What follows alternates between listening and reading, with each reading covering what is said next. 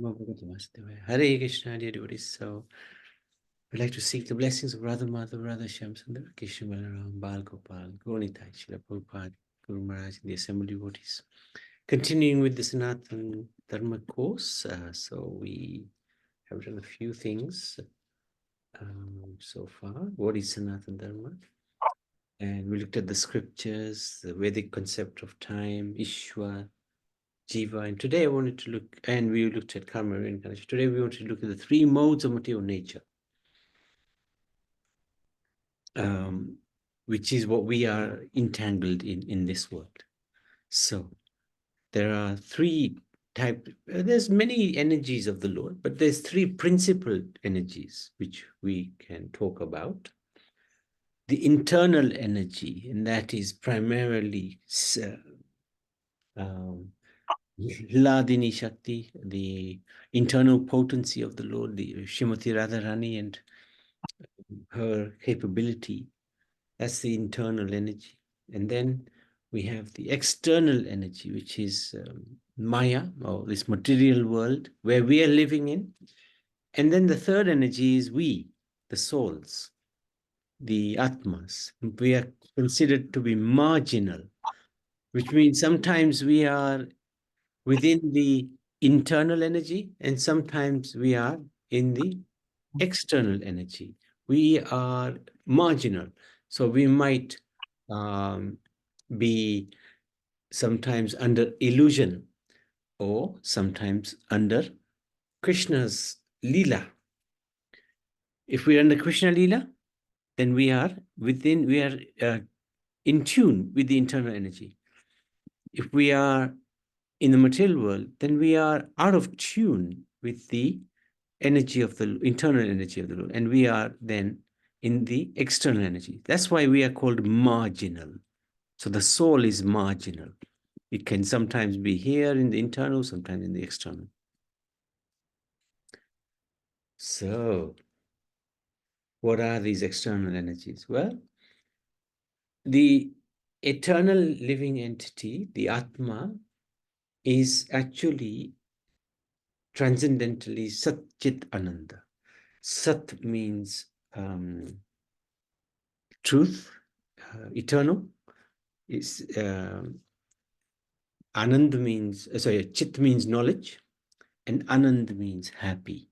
So eternal, full of knowledge and happy. That's our natural constitution. But when we fall under the external energy of the Lord, we forget that because we become covered by Maya. But our real essence is we are Satchit Ananda, eternal, full of knowledge, and happy. And that is when we are connected with the internal energy.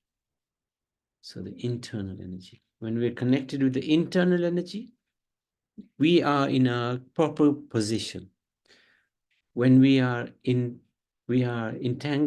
in this world, then things happen. So how the living entity is conditioned, right? What is this material nature? What is this external energy that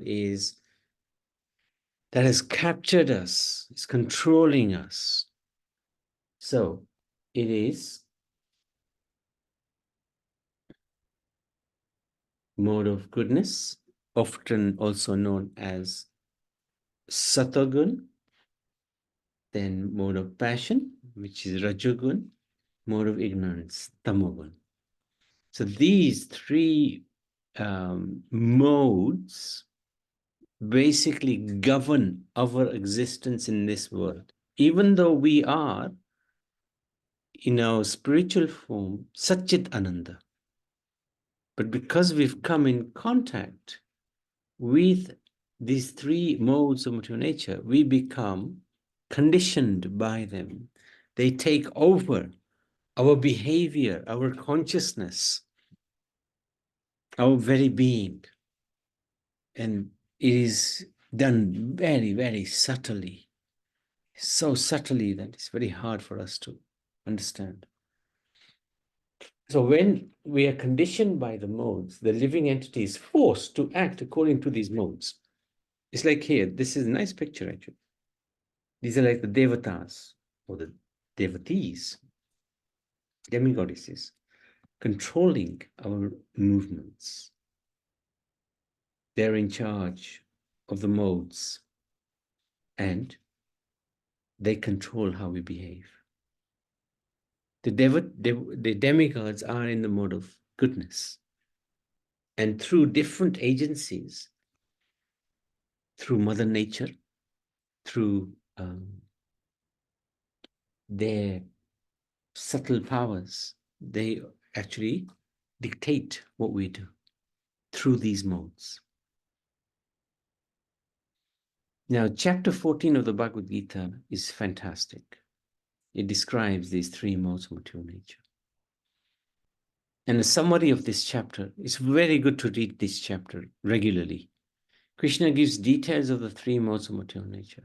These three qualities, goodness, passion, ignorance, permeate everything we see, hear, taste, touch, smell.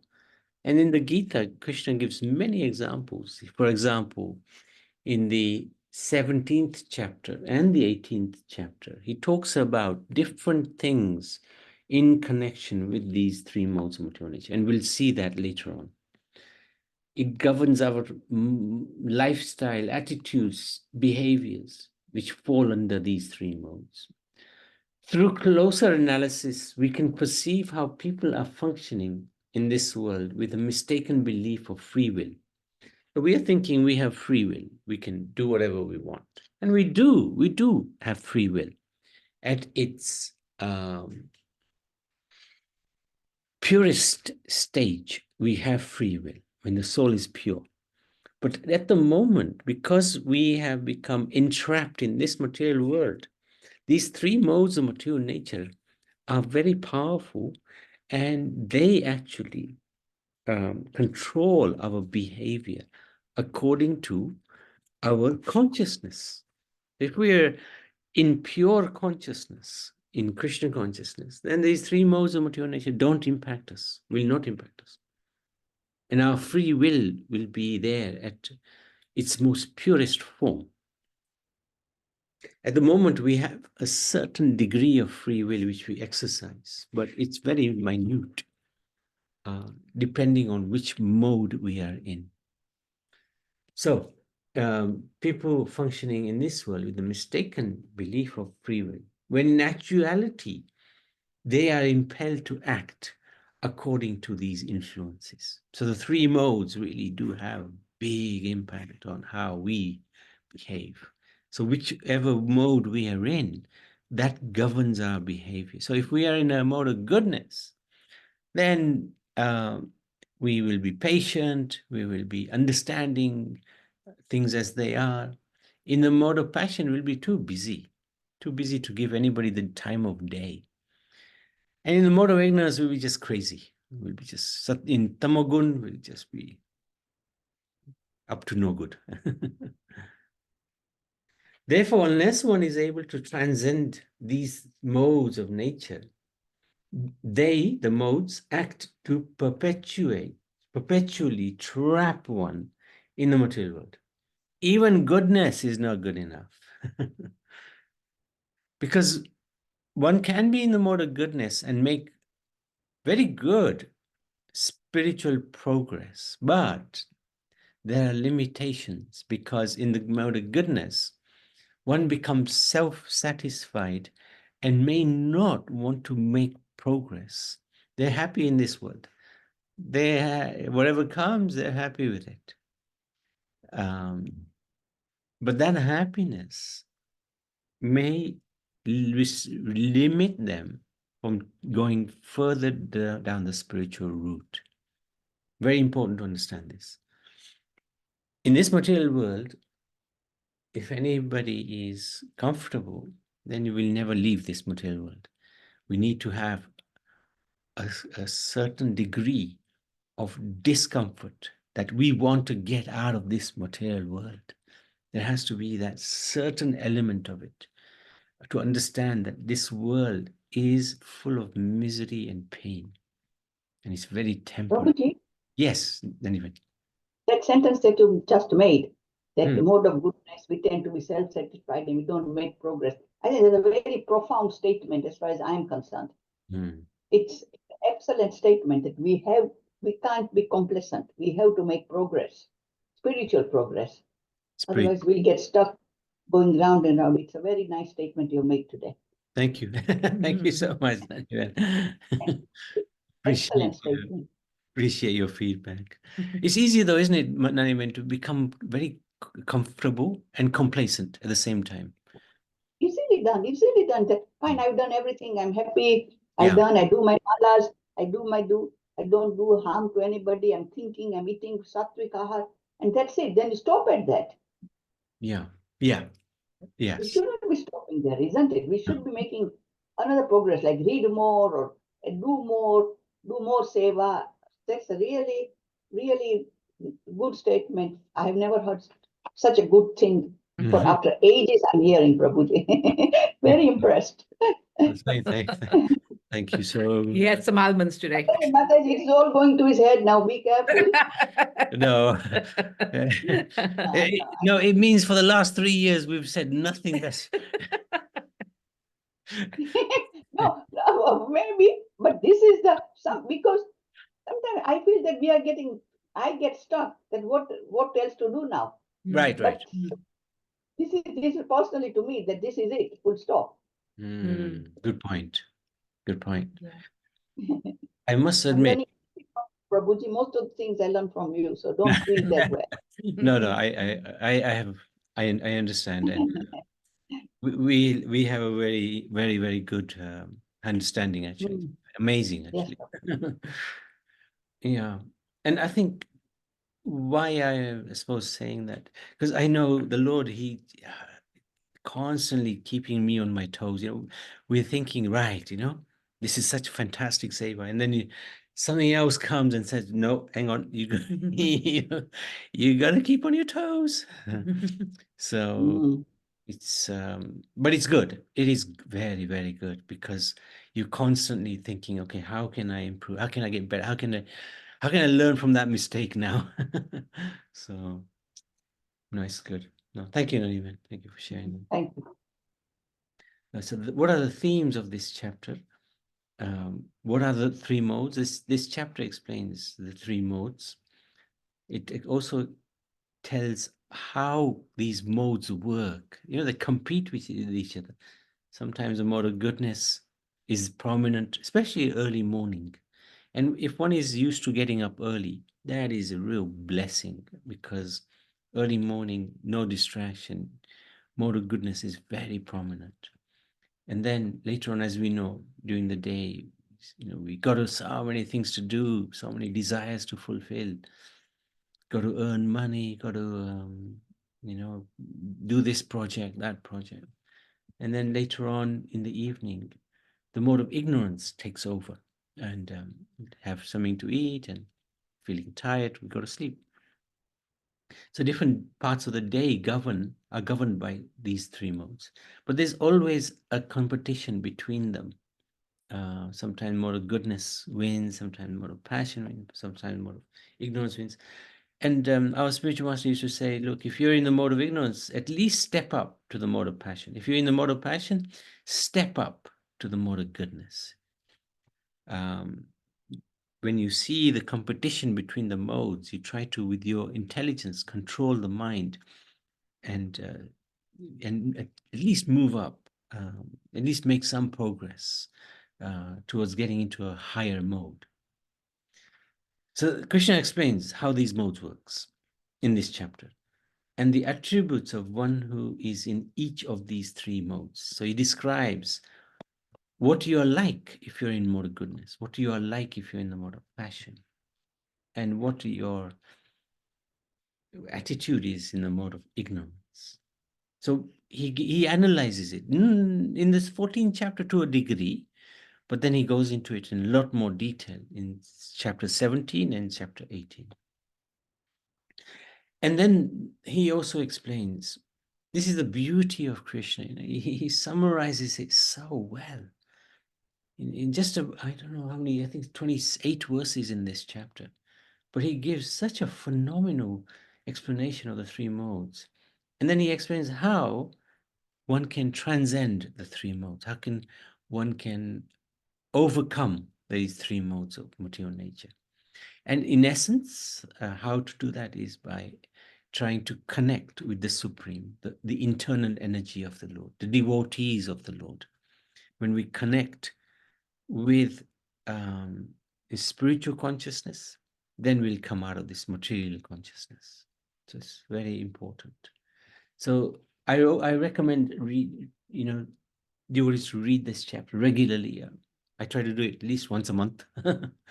So it's a very, very important chapter.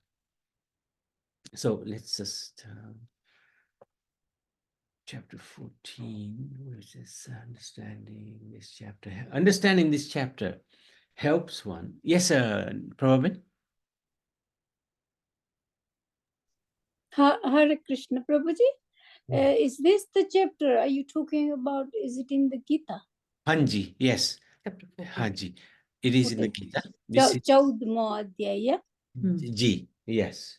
Okay, thank you. Very good chapter to read. Huh? What are you saying? Read every day? I read it at least once a month. It should be every day, but a little lazy. So. All right. No, thank you, because it is like the same thing. Whatever you are. Sorry, we lost you. Oh, you muted. Couple of a slok every day from the Bhagavad. Yeah, that's good. And I try to understand it. Then no, that's good. Then I read Mahatma and then I finish it. No, that's good. That's good. Every day. And that's why I'm taking more interest when it comes to Sanatan Dharma. Good. Want to learn more. Yeah, you've timed it very well, because once our age gets to us beyond a certain age, we just don't know how long have we got left, Yes, it is true. It is true. This is the moment where we... And as I say, you, as the other Mataji tell you, you're doing great seva, because this it's not easy doing this satsang. I don't know how long you've been doing it, but I can see that you even start one from 7 o'clock. So with other devotees. Oh, in the evening, sometimes. Yeah. Sometimes, yeah. So it is still the seva, and you are using your time to give us this. Oh no, but it helps me. It helps me more than anybody, because when I am actually listening more and getting benefit, because even in the schools when I speak, I'm the one benefiting, because I tell them I love chanting. So even if I may not believe it, once you say it enough times, actually you think, okay, you know what? I'm going to actually put that into practice. So the more I repeat it, the more I'm benefiting, actually. Benefiting, yeah. So I haven't got words for both of you. Thank you. Thank you. All right. Thank you. Hare Krishna. Hare Krishna. So understanding this chapter helps one to attain liberation. And I remember Guru Maharaj was saying one time that just understanding this chapter will take you out of this material world. So it's a very, very good chapter to learn or read regularly. So it helps one to attain liberation and transcendental nature like Krishna. So this is what Krishna says in the second text of this chapter. Knowing which all the sages have attained supreme perfection. So very nice chapter to read. Okay. Description of the binding of the pure soul by the three modes. Overview of the modes. The living entity becomes conditioned by that material energy, which consists of three modes of material energy. How the modes condition? The mode of goodness is illuminating. It frees one from the sinful reactions, but one becomes conditioned by the sense of happiness and knowledge. So Krishna is also saying this directly, that Got to be careful with the mode of goodness. But the beauty of mode of goodness is one no longer is harming any living entity. One no longer is thinking that nobody is in the mode of goodness. You will not be attracted by sinful behavior. So the 4 rules of regulative principles are automatically followed. Those who are in moral goodness, they will be vegetarian. They will not want to harm any living entity for the sake of their stomach. They won't take any intoxications. They will not engage in illicit relationships with the opposite sex. And they will be not into gambling, So this way, moral goodness frees one from sin. And when you're free from sin, you naturally will have a happy life because the karmas are good karmas, So naturally there'll be a sense of happiness with that person. And people who are in the mode of goodness, they generally can be like professors, the intellectuals, they are the Brahmins, the Brahminical class, they're self-satisfied.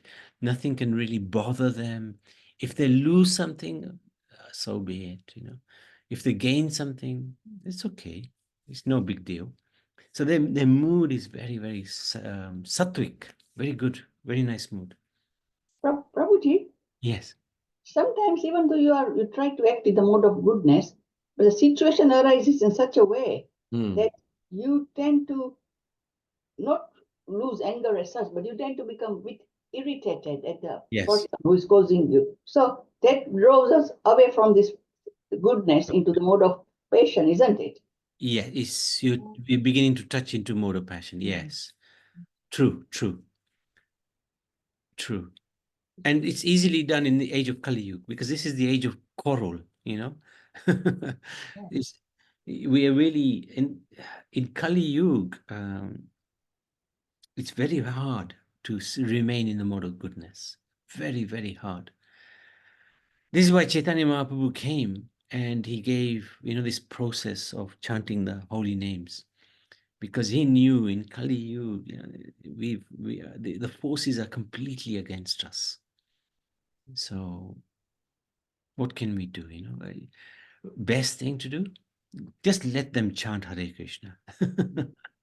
So sometimes it's a little bit of an escape, to chant the Hare Krishna without self-analyzing our own mood. Where are we? We tend to perhaps cover over where are we by simply the chanting of the holy names. That's not a bad thing, because the chanting of the holy names will purify. But it can take a little bit longer if we don't also analyze our own situation, our own mood, and get the chanting at the right level, So, yes, irritation is very commonplace, Naniman, even when you're trying to avoid it. Yeah. Exactly. Yeah. Especially when you're trying to avoid it. Krishna throws situations. He throws a googly, and you think, whoa, how did that happen?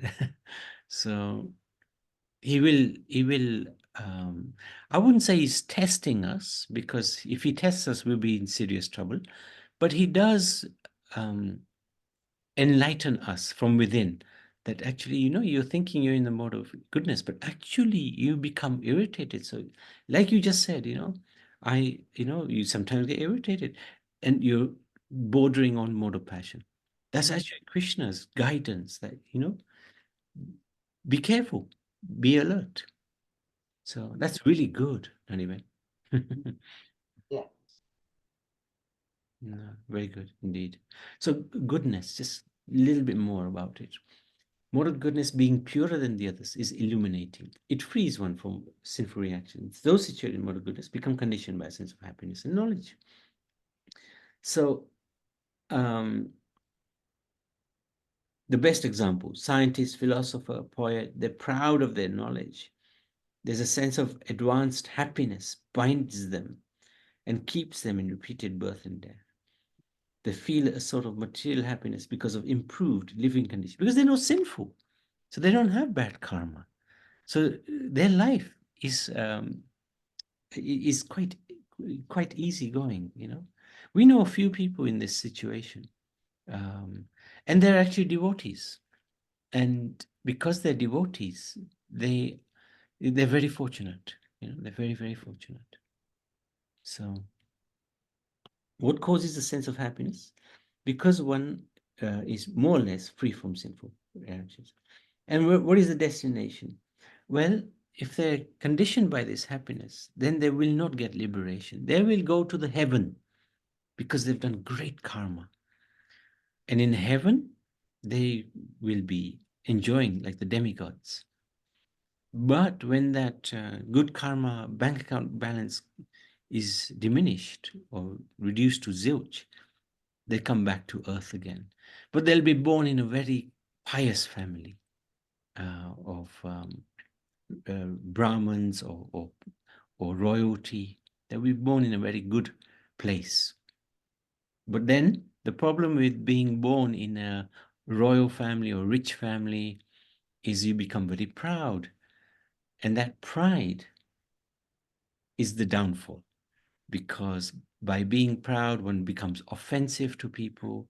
One starts to, what's the word?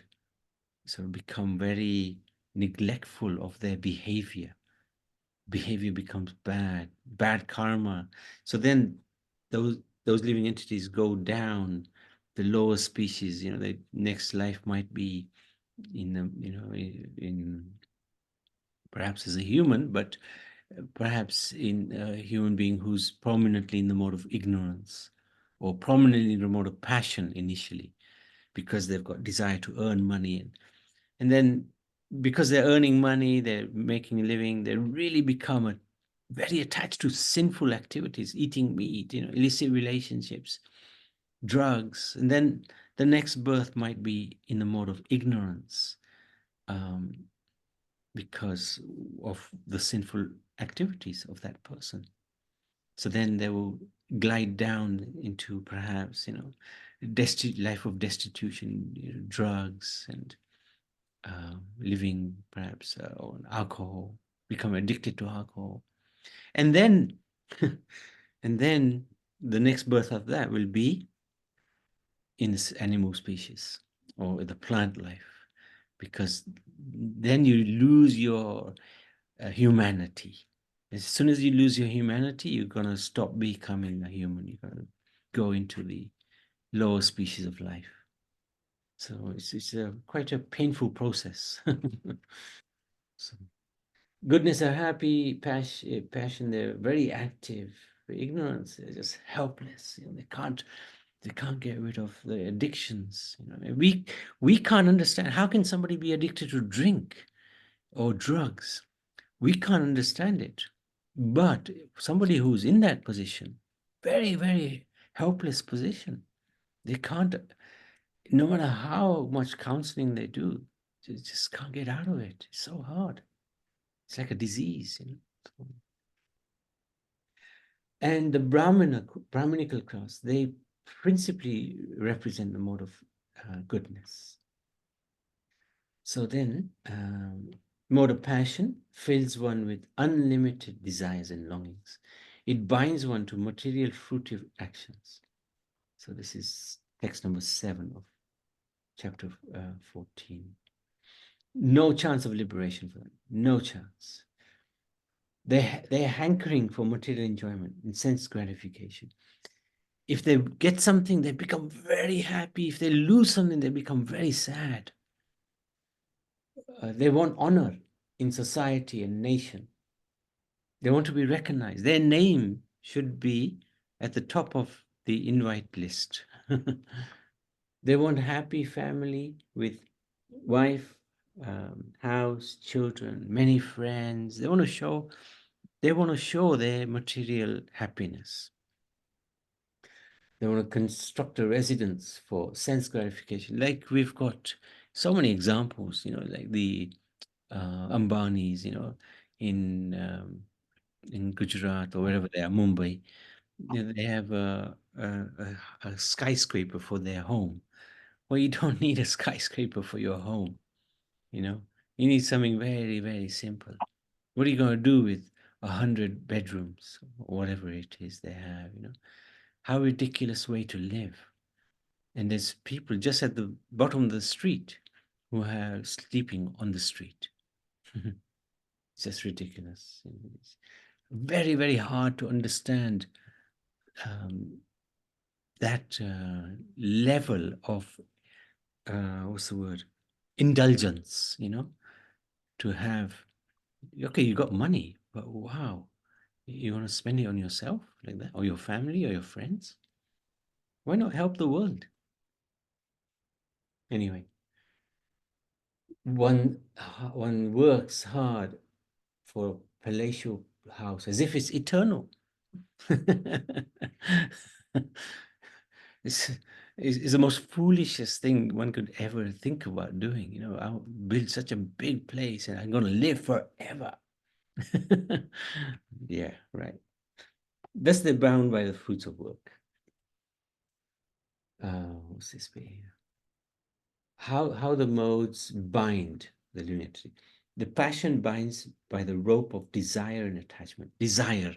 I want this, I want that. And as soon as we get it, I'm attached. I can't let go of this now. Characterized by strong attraction between men and women. So mode of passion basically means the connection between men and women is very strong. What is advancement of modern civilization is considered in the mode of passion. Formerly, advanced condition was considered to be in the mode of goodness.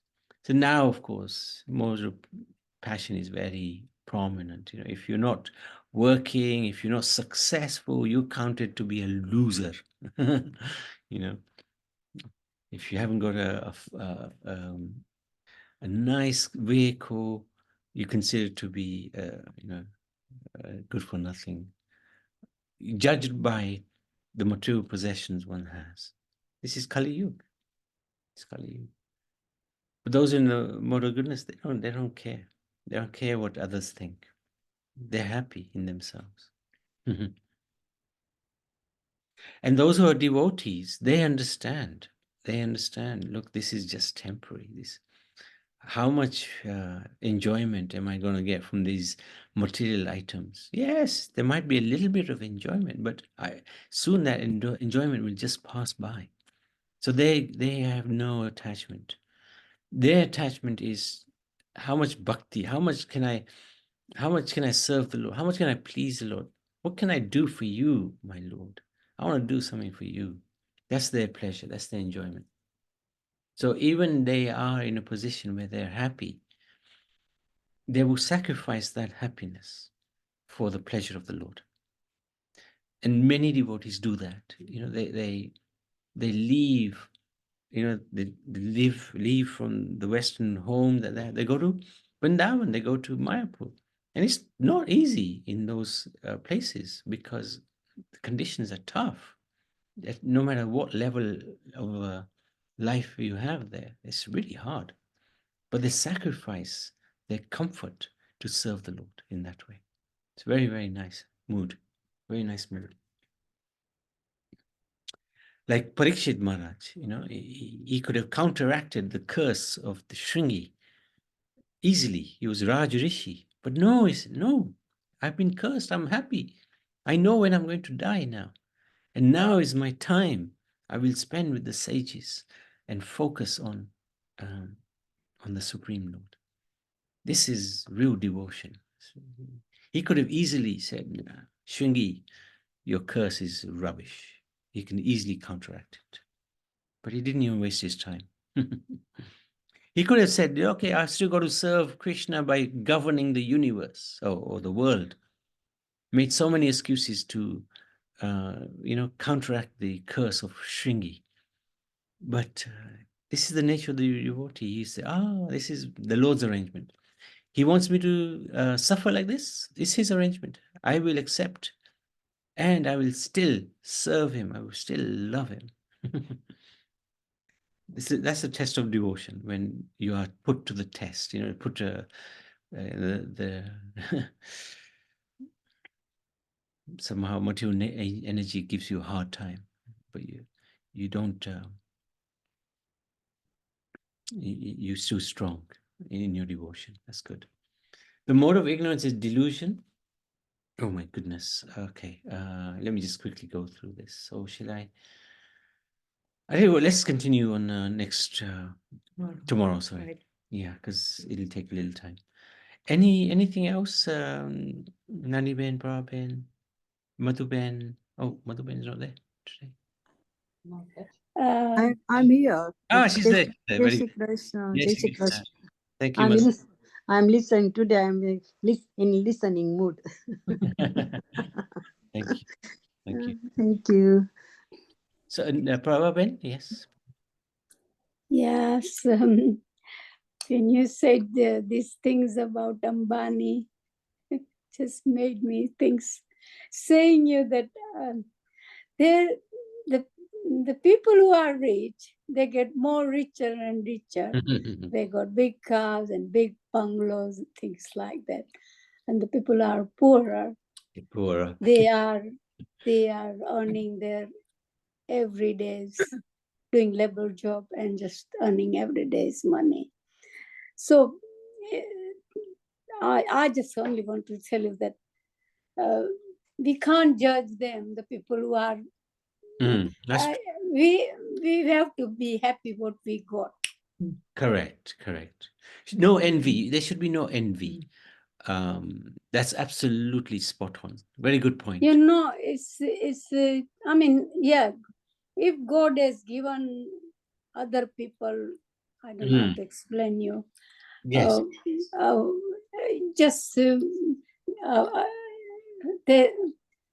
If I tell you in Gujarati, બોલો ગુજરાતી બોલો. Yeah. આગલા જન્મના કર્મ હોય અને એ લોકોને ઈ કર્મ એ લોકોએ સારા જ કર્યા હોય, એટલે એ લોકોને આ જન્મમાં એ લોકોને એ વધારે ને વધારે મળે કે, અને પ્લસ મે બી એ લોકો દાન બી સાથે કરતા હશે, એટલે ઈ just go double and double and double. That's very true. That's very true. ને જે આપણે કહે છે કે આ ગરીબ છે ને આપણે દરરોજનું દરરોજ કમાય છે, પણ એ બી આપણા આગલા જન્મના કર્મ હોય, એટલે ઈ એવી રીતે એ માણસ એવી રીતે જીવે. પ્લસ બીજું એ બી છે કે સૂર્યન ગુજરાતી આપણે ખુશ રહેવાનું જે આપણી પાસે છે એનાથી. Very good. Yes, agree. You just have to be happy what you got. Yeah. That's all. No, that's and just carry on. અને આપણામાં જે આપણે જે સારું કરે ને આપણાથી જે સારું થાય એ કરવાનું, પણ ઓલું આપણામાં કે છે ને કે ઓ બીજાનો બંગલો જોઈને આપણે આપણું ઝૂંપડું નહીં પાડવાનું. Yeah, but I think we can also learn કે આપણો, we even if we have the material wealth, we should not get entangled in this situation where we increase our possessions, we increase our opulence of life. Very risky thing to do. Very risky thing to do. Because that will make us more entangled in this world. Even if we use it on ourselves, it actually, we will bind ourselves more in this world. If we use it for others, if we use it for the Lord and his devotees, and that is perfection, perfection. All right. Thank you. Thank you so much. Thank you. Okay, so we can stop there unless there's anybody else want to say anything. Okay. Sanatan Dharma ki jai. So, oh yeah, please. Yeah. Thank you.